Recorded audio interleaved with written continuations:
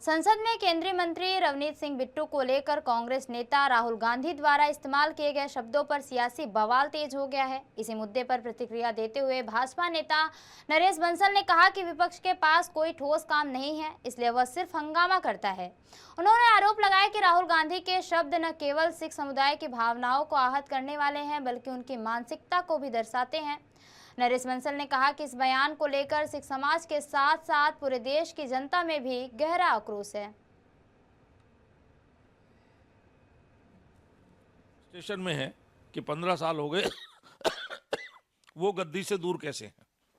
वो अपनी बपोती देश को और लोकतंत्र को समझते हैं, उसी तरह से हाँकने की कोशिश कर रहे हैं।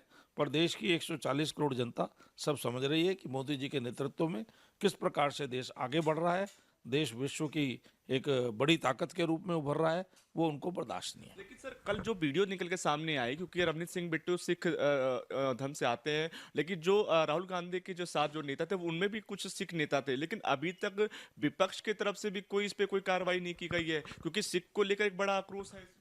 आक्रोश है जिस प्रकार से उन्होंने देश के लिए जो परिवार शहीद हुए बेअंत सिंह जी, उनके पोते रवनीत बिट्टू को जिस प्रकार से गद्दार कहकर संबोधित किया, वो तो मुझे लगता है पूरी सिख कम्युनिटी का उन्होंने अपमान किया है।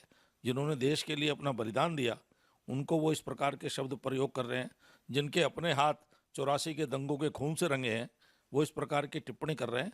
ये मुझे लगता है उनका अहंकार है राहुल गांधी का। आखिरी सवाल मेरा रहेगा, क्योंकि मल्लिकार्जुन आज जब बोल रहे थे तो लगातार हंगामा हुआ, और ऐसे में जेपी नड्डा ने उन्होंने कहा कि जो लोकसभा की जो बातें हैं वो राज्यसभा में नहीं होनी चाहिए, राज्यसभा की बातें लोकसभा में नहीं होनी चाहिए, लेकिन विपक्ष ये कह रहा है कि उनको बोलने ही नहीं दिया जा रहा है। नहीं, विपक्ष को आज बार बार बोलने का मौका दिया। मैं समझता हूँ 3 या 4 बार माननीय सभापति जी ने उनको मौका दिया। कल भी वो जितना उनका समय था उससे 20 मिनट ज़्यादा बोले, उस पर भी किसी ने आपत्ति नहीं की।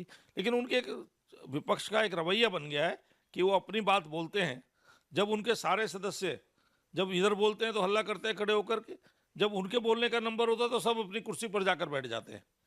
तो जिस प्रकार से उसमें बैठते हैं, हम तो डिस्टर्ब नहीं करते हैं, उससे उनको सत्ता पक्ष के लोगों की बात भी सुननी चाहिए।